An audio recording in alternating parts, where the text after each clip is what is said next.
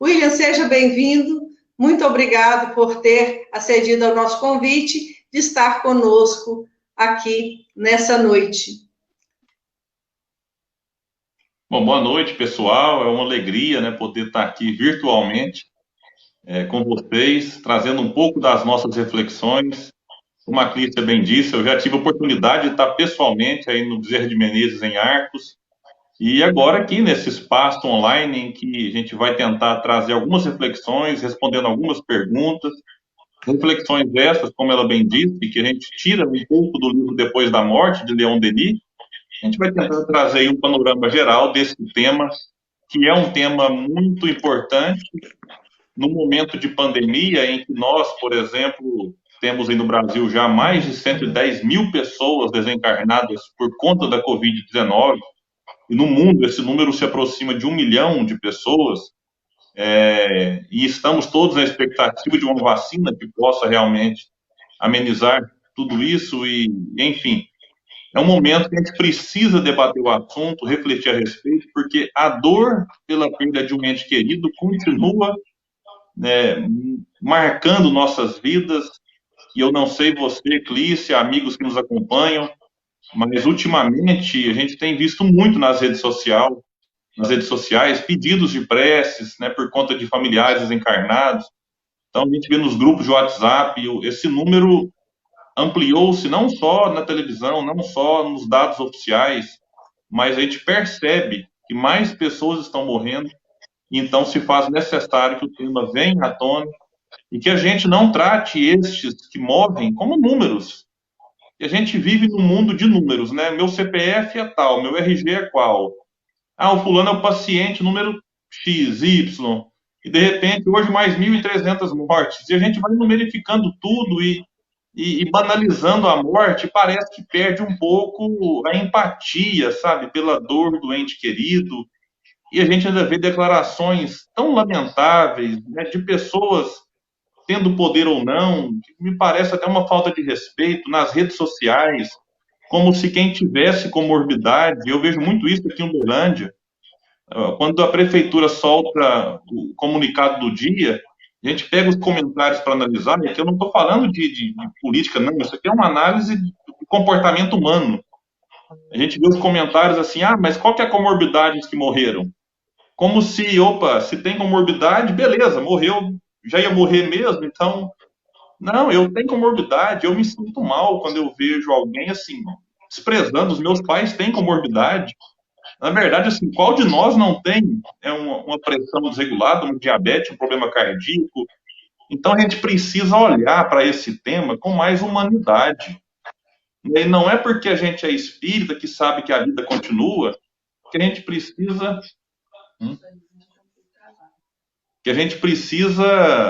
tratar isso com frieza, como, ah, continua mesmo, então não vamos preocupar com isso não vamos sentir empatia. Então, é uma reflexão que a gente precisa fazer, viu, Clícia? A minha internet aqui na cidade, ela está um pouco complicada. Então, qualquer coisa você me avisa, Clícia, em relação à qualidade da transmissão. O áudio chegou ok? Como é que está a imagem aqui para você? Eu posso mudar a conexão aqui às vezes.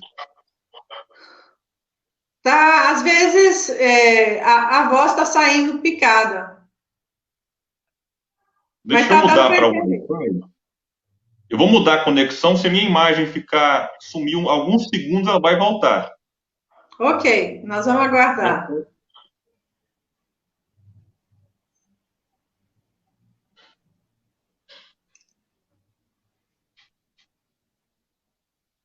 Tá tranquilo, William.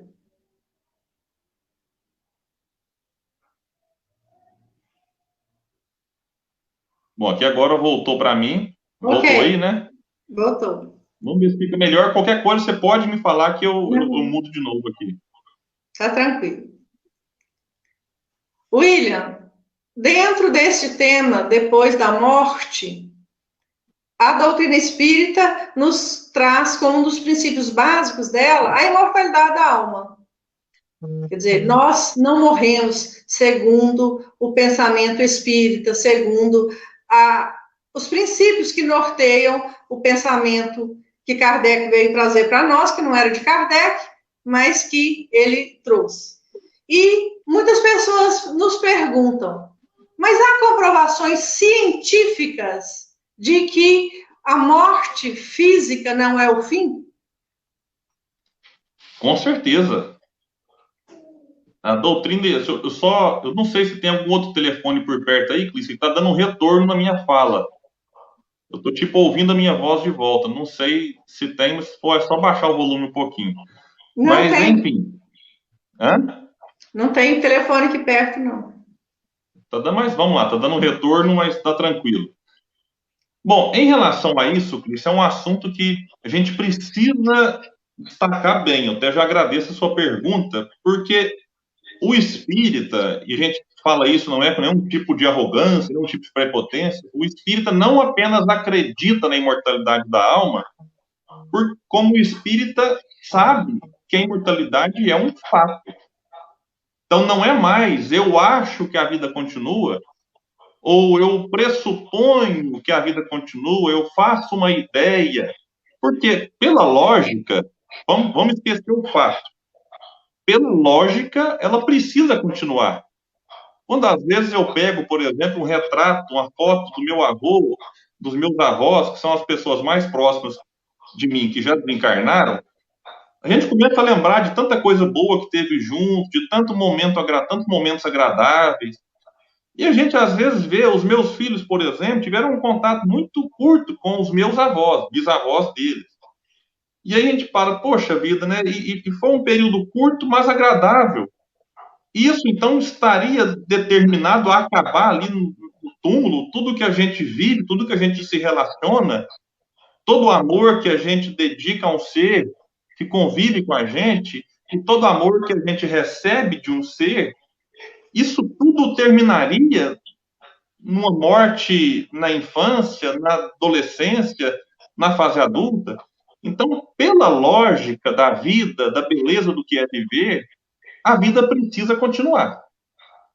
Agora, até pela questão de cada um, depois da morte, receber, de certa forma, os frutos daquilo que fez enquanto estava encarnado.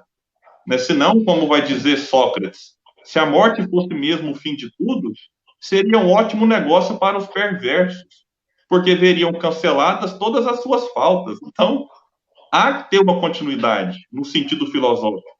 Mas, como você muito bem colocou, os fatos estão dados. Eu respeito quem é da área da ciência que fica em busca de uma prova da imortalidade da alma, mas essa prova já foi dada. Claro que talvez buscam uma prova conforme eles querem, mas se for analisar as provas que já estão colocadas por homens de ciência, não dá para refutar.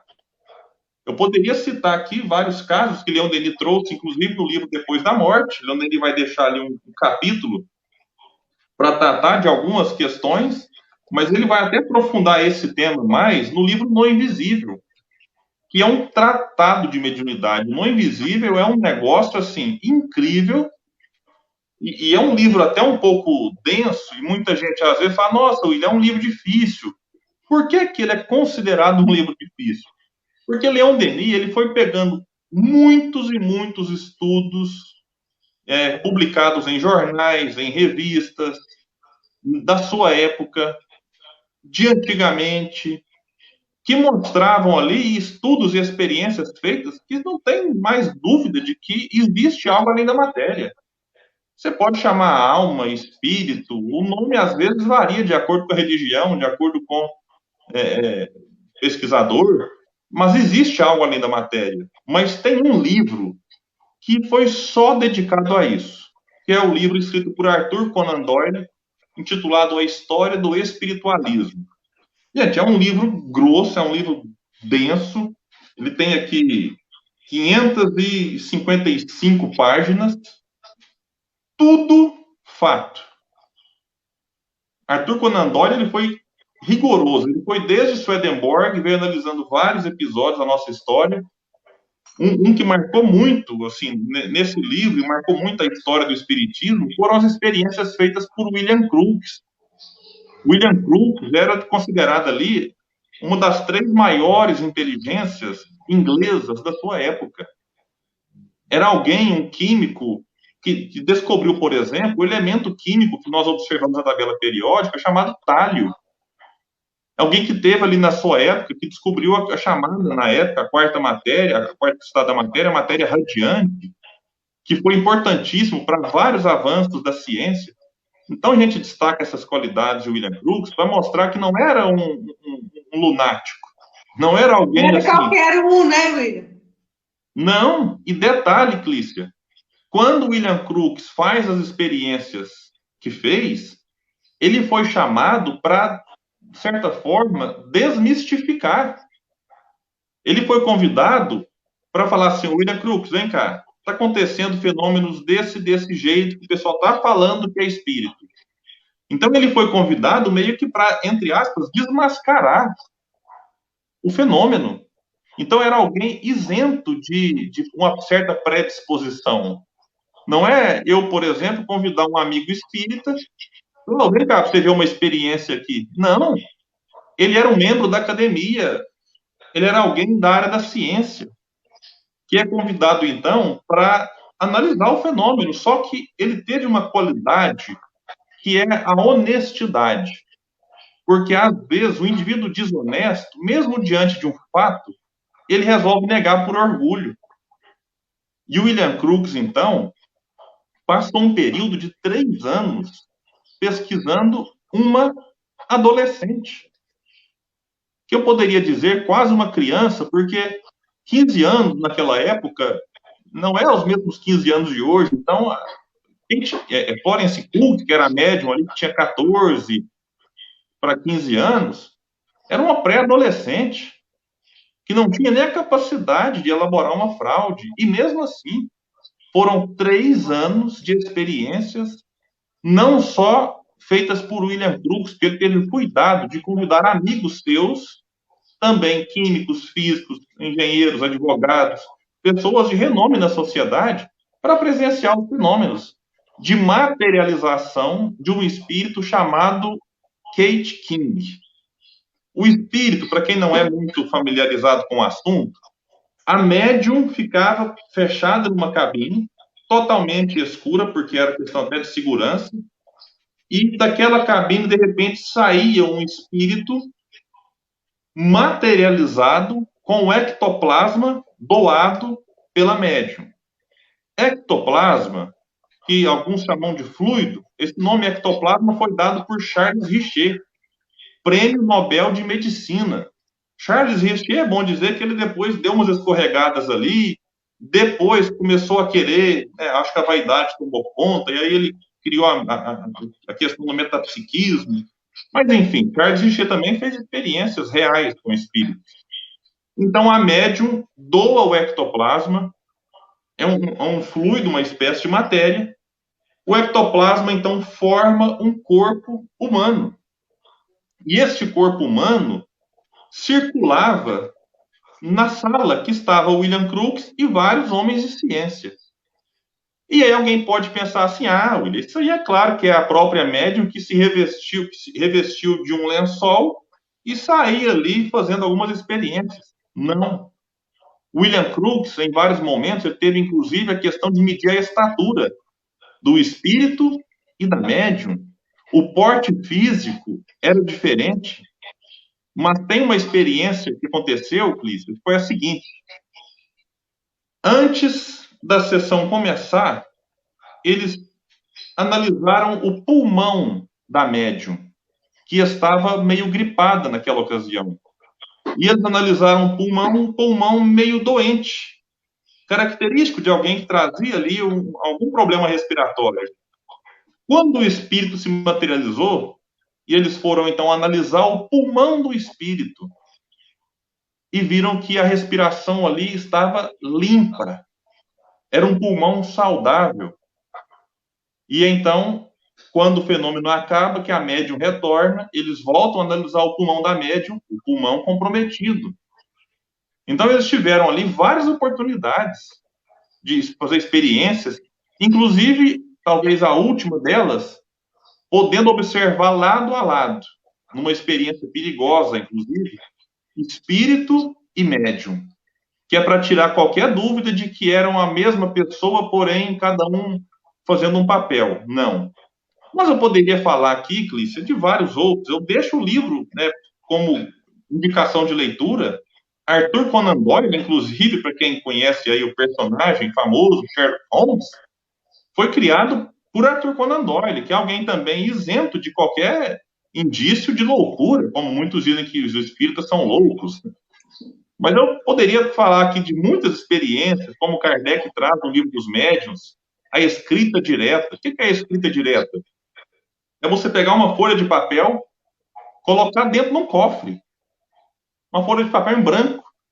Você coloca dentro de um cofre ou numa gaveta com chave, tranca, deixa o papel lá, espera algum tempo, um espírito vem, escreve uma mensagem, por isso que é escrita direta, porque não tem o concurso da mão do médium. O espírito toma do material necessário na natureza e escreve uma mensagem no papel que estava em branco. Mas como que alguém escreve algo dentro de um cofre trancado? Como o fenômeno da voz direta, que no Velho Testamento, por exemplo, é tido como a voz de Deus, que vem e fala com as pessoas. Não, não é Deus, não. Isso é fenômeno mediúnico, em que os espíritos produzem isso sem o concurso direto do médium. A gente poderia falar, por exemplo, dos moldes em parafina. Como é que funcionam esses moldes? Isso aqui, para mim, Clícia, só esse basta.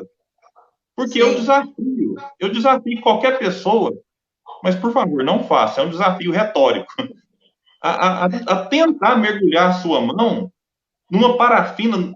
Você pegar a parafina, derrete, deixa a parafina borbulhando, aí o espírito materializado ia lá, colocava a mão, o braço naquela parafina, borbulhando, e aí aquela parafina grudava no braço do espírito, que depois colocava num recipiente cheio de água gelada, colocava, mergulhava, obviamente, o choque, né, da parafina quente. Como a gente vê na vela, por exemplo, a vela quando derrete, quando ela esfria, ela fica naquele formato. Se você tentar mudar o formato ali daquela, não muda, você vai quebrar a parafina. Então o espírito retirava o braço daquele balde, por exemplo, e aí o que acontecia? O braço do espírito desmaterializava, deixando o molde. O molde com, às vezes, os dedos neste formato. E aí eu pergunto, quem consegue tirar a mão de dentro de um molde sem quebrá-lo? De parafina, um molde de parafina. Mesmo com os punhos, com os dedos fechados aqui nessa posição, a mão é mais larga do que o punho. Quando você vai tirar, não sai. Então, isso por si só já é uma prova. E a gente poderia falar de psicografia em idioma que o médium desconhece, psicografia invertida, em que o médium escreve de trás para frente, como aconteceu com Divaldo Franco, que o espírito Leon Denis psicografou em 2004 uma mensagem em francês invertida. Então, eu desafio também, esse desafio agora não é violento, então vocês podem fazer em casa. Tentem depois escrever uma música em francês de trás para frente. Na verdade, eu vou facilitar, Clícia. Tentem escrever uma música que você já sabe de cabeça, em português, de trás para frente. Rápido, que não pode demorar, não. Porque o Divaldo recebeu uma mensagem em francês, escrita de trás para frente, uma mensagem muito rápida. Então a gente percebe que as provas estão dadas. É preciso ter um pouco de humildade para reconhecê-las. William, nessas questões científicas, né, você colocou muito bem, e há muitos outros, como você disse.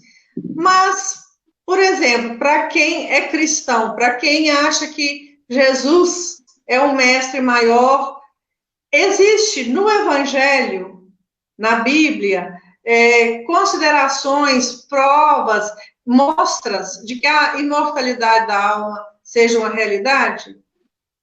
Se possível, se você puder falar de algo vivido por Jesus. Com certeza. Aqui, já fica no campo agora, como você disse muito bem, no campo da crença, Clícia. E a gente respeita quem não acredita. Aqui, realmente, a pessoa, o ateu, ele pode ler e até perguntar, existiu Jesus ou não? Então, agora a minha fala não vai ser mais para os ateus, porque você é livre para ser aquilo que você é, acreditar ou não acreditar. Agora a gente vai falar do evangelho. E aí, o momento talvez mais importante em se tratando de fenômeno mediúnico no Novo Testamento, talvez seja a transfiguração de Jesus no Monte Tabor, mas a transfiguração por si só, ela poderia ser caracterizada como um fenômeno anímico, porque o fenômeno mediúnico tem que ter a participação de um espírito. Então, Jesus se transfigura, mas aí acontece um detalhe importante. A gente vê a materialização de Moisés e de Elias. Está lá em Mateus. Isso. E aí acontece um fenômeno interessante aqui, porque o fenômeno foi tão real, tão verdadeiro aos olhos de Simão Pedro, por exemplo, que era um dos que acompanhavam ali aquilo, que Simão Pedro se vira para Jesus e fala: mestre, quer que eu monte 3 tendas? Porque era Jesus, Elias e Moisés. O que eu coloco é: alguém propõe montar tenda para vulto? Para um facho de luz? Para um clarão? Não. É porque Moisés e Elias estavam materializados. E aí a gente percebe que a figura de Simão Pedro, não me falha a memória, Tiago também estava naquela ocasião, eram médiuns que também doavam dos seus fluidos para a produção de alguns fenômenos.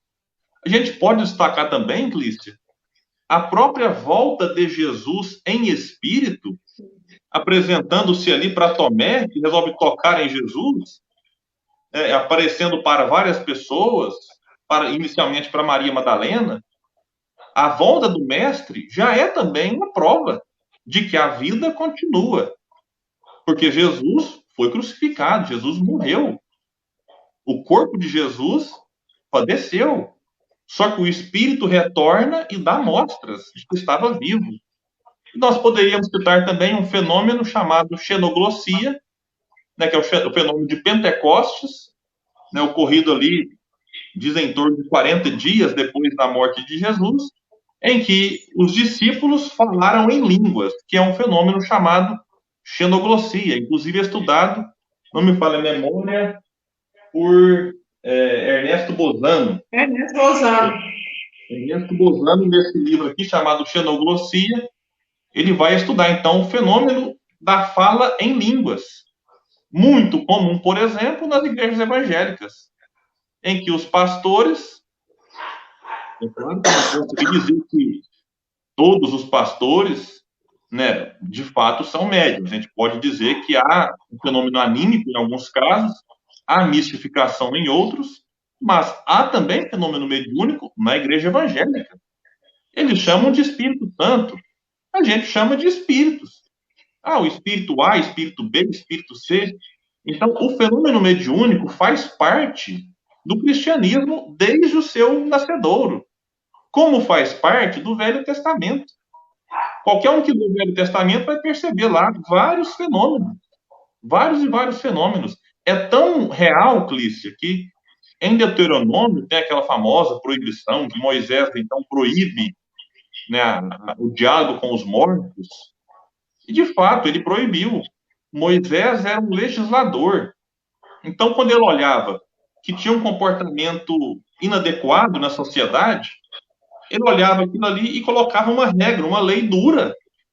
Inclusive a mediunidade, então, quando ele percebe que estavam fazendo mau uso da mediunidade, Moisés, então, estabelece ali, olha, cuidado, e coloca uma pena para quem assim o fizesse. O detalhe em relação a Moisés é: não se proíbe aquilo que é impossível.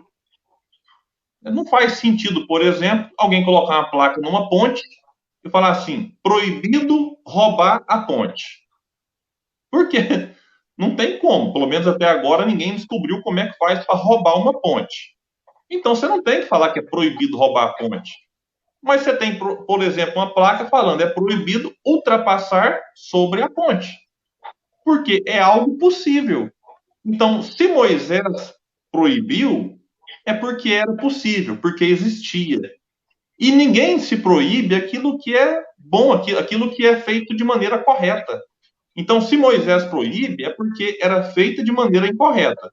Agora, o detalhe é, o próprio Moisés vem e conversa com Jesus, né? Isso.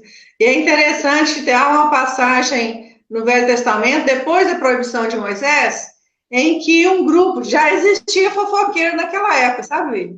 Vieram fofocar para Moisés, que era o líder. Olha, foram contar para ele que Eldade e Medade profetizavam no arraial.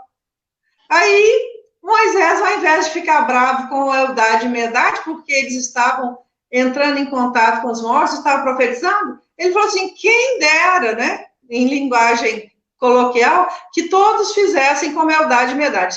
O que acontecia? Essas duas pessoas, Eldade e Medade, praticavam a mediunidade de forma correta. Então, não foi, vamos dizer assim, a Moisés não achou errado, ele achava o uso indevido, como você colocou aí. Por isso que houve essa proibição, né?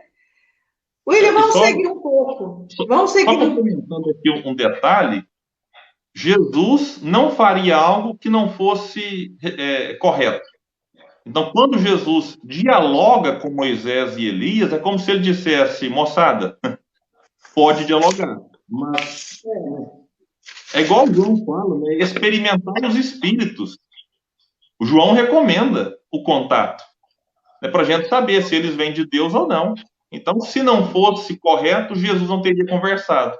Até porque ele disse, vós podeis fazer tudo o que eu faço, e muito mais. Ele não colocou nenhum parênteses, de menos conversar com os mortos. Então, está liberado, mas que façamos o bom uso. William, a morte física não existe, nós sobrevivemos, né, ao decesso do corpo. Mas o que cada um de nós pode esperar para o depois da morte? São grandes questões de cada um de nós. O que vai acontecer comigo? O que eu posso esperar da minha vida pós-túmulo? Olha, o Espiritismo, ele vem trazer que a gente continua quem era. Não é... Tem uma frase que virou um bordão, que a natureza não dá saltos, né? Então, isso vale para a questão da desencarnação. Então, não é porque eu era uma pessoa boa que desencarnei e fiquei ruim. E não é porque eu era ruim que desencarnei e fiquei uma pessoa boa. É claro que, na medida em que o tempo avança, o espírito, no mundo espiritual, ele toma consciência da sua situação, dos seus erros, faz no mundo espiritual já um movimento de arrependimento. Então, eu também não posso agora olhar para uma desencarnação que ocorreu há 10 anos e achar que mas aquele espírito era ruim e continua ruim 10 anos depois. Não. O que a gente tem que entender é que, num primeiro momento, o espírito continua sendo quem ele é.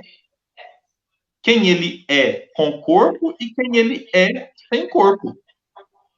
Então, é um processo de continuidade. Então, o livro Depois da Morte, inclusive, eu falei pouco dele hoje, aproveito a pergunta para dizer, a gente às vezes olha o livro e fala assim, nossa, mas que título estranho, né? Às vezes alguém pensa assim, se eu der de presente para alguém, vai falar assim, está achando que eu vou morrer, está me preparando aqui já.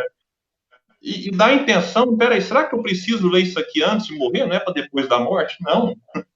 Esse livro aqui é o seguinte, gente, é um manual que vai nos preparar para algo inevitável. Não é que eu vou dar spoiler aqui não, Clícia, mas todo mundo vai morrer um dia. Nossa, você contou uma novidade agora da vida de cada um. Não, todo mundo sabe que se você encarnou, a única fatalidade é que vai desencarnar. Tudo aquilo que faz parte ali, tudo aquilo que é orgânico, seja uma planta, um animal ou um homem, vive o processo de nascimento e o processo de morte. Agora, o livro Depois da Morte, primeiro, ele vem trazer um aspecto histórico, como os grandes povos, os gregos, os egípcios, os druidas, os cristãos de antigamente, como eles, os indianos, como eles encaravam esse fenômeno, como a morte se apresentava para aquele povo. Depois, Denis vem trazer questões filosóficas a respeito da desencarnação. Depois, ele vem trabalhar ali algumas questões ainda filosóficas, mas já no campo científico. E, por último, ele vem trazer os aspectos morais da doutrina, que é a última parte, chamada o caminho reto. Então, é como se ele nos trouxesse assim, olha, todos os povos creem na imortalidade da alma. Então, ele traz as questões de onde vim, para onde vou, por que estou aqui, por que eu sofro, por que eu passo por isso. Vem mostrar que não é um achismo, mas é um fato, que a vida continua. E, por fim, o que eu chamo de cereja do bolo, ele traz o caminho reto, que vem falar das questões morais, das virtudes, dos nossos vícios, não no sentido de nos impor uma moral, sejam assim, mas é um convite que ele nos faz para que a gente analise, e eu digo, né, que a melhor forma de morrer bem, no sentido de que ter um pós-morte agradável, é viver bem, é viver de uma maneira digna, de uma maneira correta. Maneira perfeita a gente não consegue ainda, mas é aquele esforço constante por ser uma pessoa melhor. E eu costumo brincar, é a gente viver, Clícia, de uma maneira que a gente deixe saudade quando desencarnar. Porque se a gente deixar saudade, quer dizer que valeu a pena. Quer dizer que a gente fez a diferença na vida de alguém. E esse fazer a diferença na vida de alguém é importante. Como vai dizer Chico, né? O bem que a gente faz em algum lugar é nosso advogado por toda parte. Então, se a gente vive no sentido coletivo, fazendo algo para melhorar a sociedade em que vivemos, a gente está justificando a nossa presença aqui na Terra. A gente não vive mais egoisticamente. Já não é só mais uma vida para satisfazer os meus prazeres. Eu vivo também pensando no coletivo. E quando eu vivo pensando no coletivo, eu estou vivendo dando uma contribuição para que o mundo fique melhor quando eu deixá-lo. E fazendo isso, a gente vai ter uma passagem, vai encarar aquilo que Allan Kardec disse, que todos nós encararemos na questão 163, que é a perturbação espírita. Todos nós passaremos por isso, gente. O que é perturbação espírita? É você ficar, como a palavra diz, perturbado. O que é o perturbado? É não ter ainda imediatamente a consciência de que desencarnou. Então você vai ficar confuso. Onde é que eu estou? Quem são esses que estão aqui perto de mim? Às vezes você vai tentar falar com algum encarnado que você está enxergando e não vai entender, e ele não vai te ouvir. Então é um estado de perturbação, como o nome mesmo diz. E aí a pergunta poderia ser: por quanto tempo, William, que eu vou ficar assim? A resposta é: depende. Depende. Kardec traz que pode ser de alguns minutos e pode ser anos de perturbação. E na questão 165 ele pergunta assim: mas o conhecimento do espiritismo pode auxiliar para que essa perturbação seja menor? A pergunta não é literalmente essa, mas esse é o sentido. Ele quer saber o seguinte: vale a pena ser espírita para a perturbação ser menor? E os espíritos respondem assim, mais ou menos assim: o conhecimento do espiritismo auxilia muito. Por quê? Porque o espírita já conhece antecipadamente a sua situação. O que eles querem dizer com isso? Para o espírita, não é novidade a vida continuar. E se a gente for lá no nosso íntimo, a gente vai saber. O que será que eu vou merecer depois da desencarnação? Só que os espíritos colocam um porém, contudo, todavia, mas o que mais influencia é a prática do bem e a consciência pura. Ou seja, não basta ser espírita só de fachada. Verdade.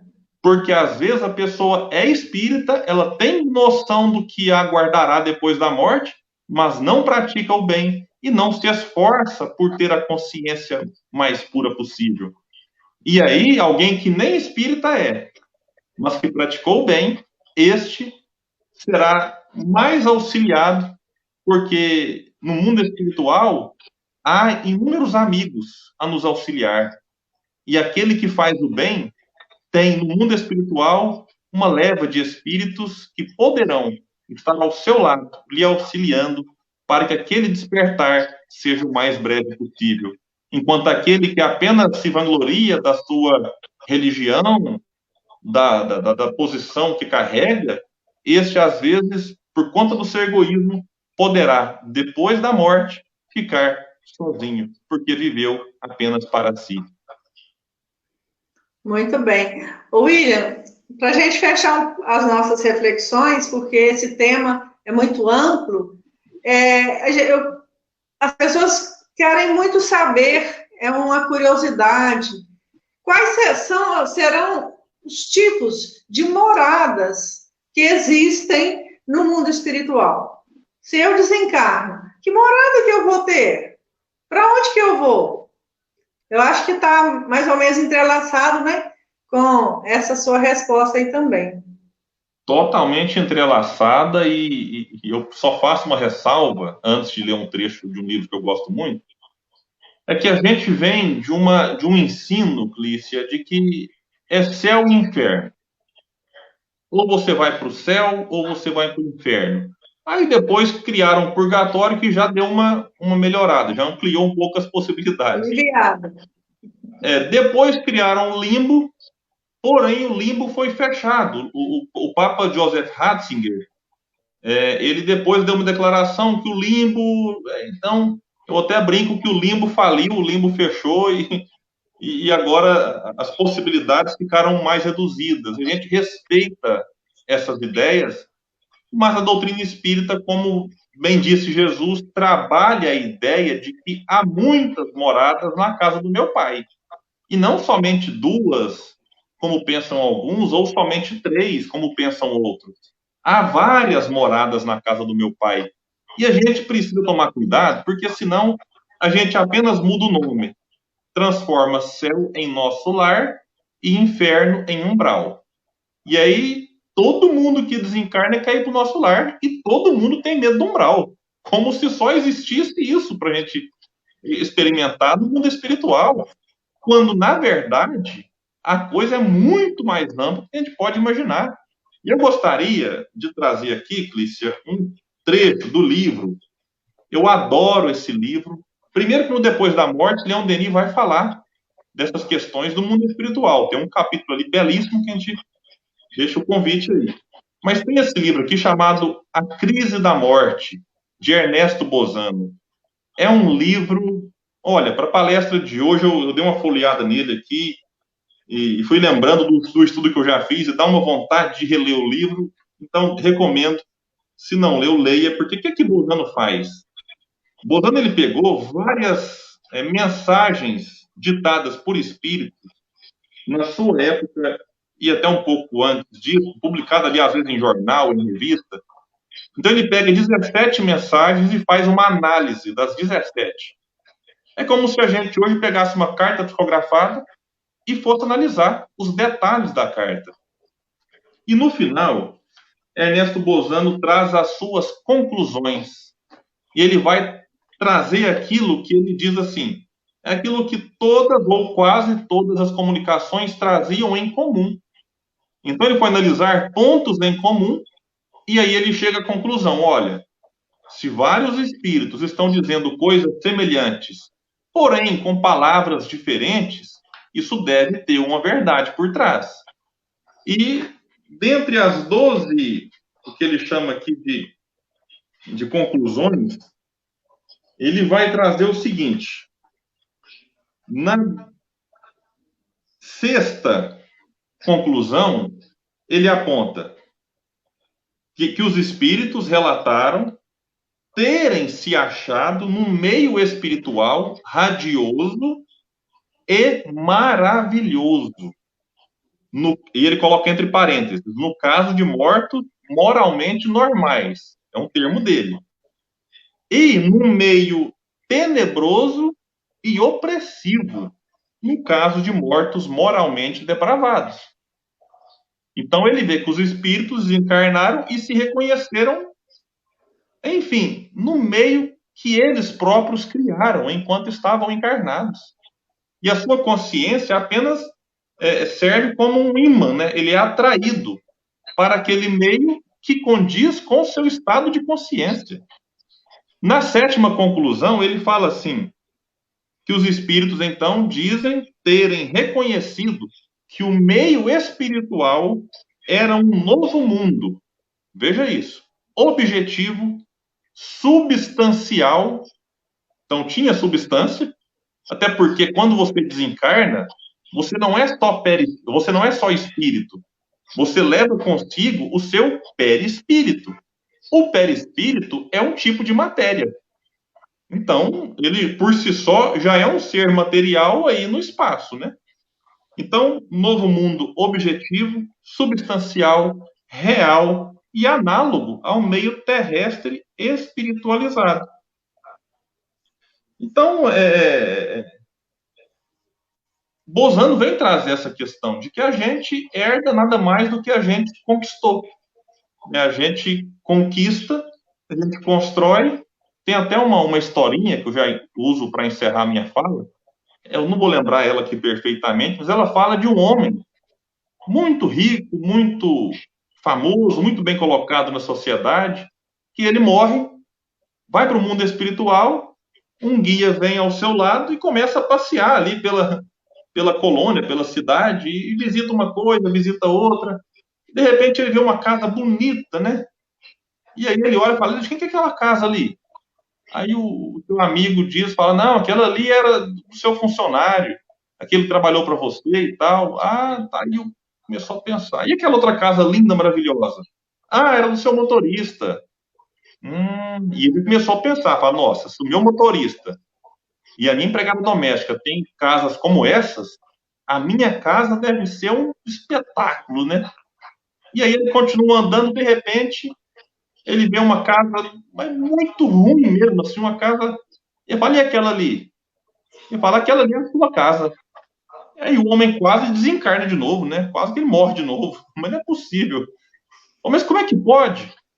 Eles não poderiam ter construído uma coisa melhor para mim aqui no mundo espiritual? E o benfeitor disse, claro, poderíamos. Só que quem manda o material é você. A gente só edifica. Ou seja, o homem agora tinha no mundo espiritual aquilo que ele enviou. Então, é quase que de uma maneira brincalhona, a gente fala de mandar tijolinho para o céu. É uma brincadeira isso, gente, mas isso aqui também é uma metáfora, cada um acredita, não quero aqui entrar em polêmicas, que tem gente que acha que não tem, eu respeito todo mundo. Mas é uma metáfora no sentido de dizer que a gente vai encontrar aquilo que a gente constrói. A gente é que manda o material, né? E o pessoal é que organiza do outro lado essa recepção. E para encerrar, Clícia, eu queria deixar uma mensagem. Já pode encerrar já a minha parte aqui, só estou adiantando. Sim, sim. Eu queria deixar uma mensagem para aqueles que estão nos assistindo agora ou que vão nos assistir depois aqui. Eu vou colocar essa live no meu canal do YouTube também, canal William Jacob. Então, a mensagem final que eu deixo é que, e Leon Denis vem trabalhar isso no livro Depois da Morte, é de que da mesma forma que ninguém nasce sozinho, ninguém morre sozinho. Então, aqui no plano terreno, a gente precisa de uma mãe, precisa de alguém ali a nos auxiliar para que a gente reencarne, para que a gente venha ao mundo. Da mesma forma, no mundo espiritual, sempre terá alguém nos esperando, sempre terá alguém nos auxiliando. Mesmo aqueles seres mais perversos, tem uma alma querida, tem uma mãe generosa, tem um espírito protetor que está ali.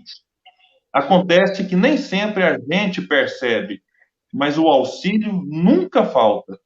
Então, se a gente perdeu um ente querido, se a gente lidou com a desencarnação e está preocupado, vamos fazer prece por ele. Vamos fazer prece para o anjo de guarda.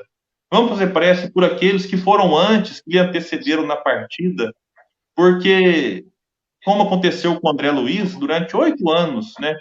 Ele ficou ali naquela região tenebrosa, como disse aqui Ernesto Bozano, mas a sua mãe, sempre que podia, ele estava lá ao seu lado. E mesmo que ele não percebesse, ela nunca desistiu dele. Então, que a gente saiba que a gente nunca vai estar sozinho, aqui ou do outro lado. Sempre vai ter uma alma querida a velar por nós, a torcer e a querer o nosso bem, sempre, sempre.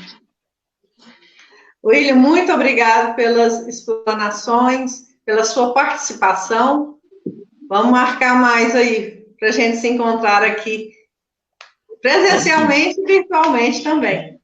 Né? Nós gostaríamos também de abraçar e agradecer o pessoal que está acompanhando conosco, a Aline Castro, Luciete Madison, a Graciele Melo Santos, Edna Soares, Luciano Maia, a Kênia Gonçalves, a Vera Nascimento, a Cristiane Oliveira, o Beto Santana e a Caroline Bastos. Muito obrigada a todos pela participação e nós gostaríamos de aproveitar também esses momentos para colocar para todos vocês que nós, do Centro Espírita Bezerra de Menezes, estamos com 2 telefones para o atendimento fraterno, que nós não podemos fazer presencialmente na Casa Espírita.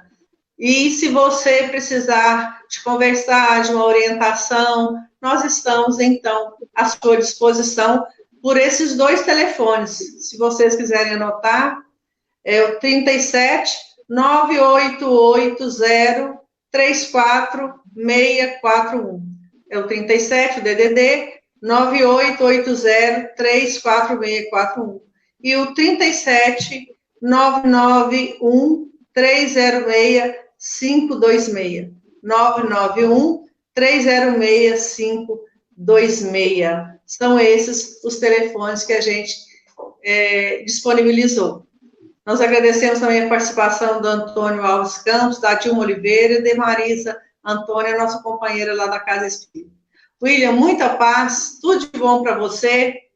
Fique firme aí nessa quarentena, dentro de casa, né? E passando para nós esses conhecimentos tão interessantes.